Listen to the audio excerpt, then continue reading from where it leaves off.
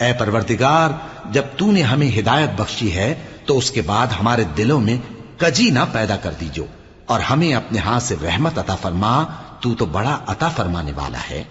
اے پروردگار، تو اس روز جس کے آنے میں کچھ بھی شک نہیں سب لوگوں کو اپنے حضور میں جمع کر لے گا، بے شک اللہ خلاف وعدہ نہیں کرتا۔ جو لوگ کافر ہوئے اس دن نہ تو ان کا مال ہی اللہ کے عذاب سے ان کو بچا سکے گا اور نہ ان کی اولاد ہی کچھ کام آئے گی،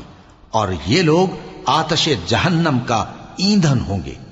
ان کا حال بھی فرعونیوں اور ان سے پہلے لوگوں کا سا ہوگا جنہوں نے ہماری آیتوں کی تکذیب کی تھی، تو اللہ نے ان کو ان کے گناہوں کے سبب عذاب میں پکڑ لیا تھا، اور اللہ سخت عذاب کرنے والا ہے۔ اے پیغمبر،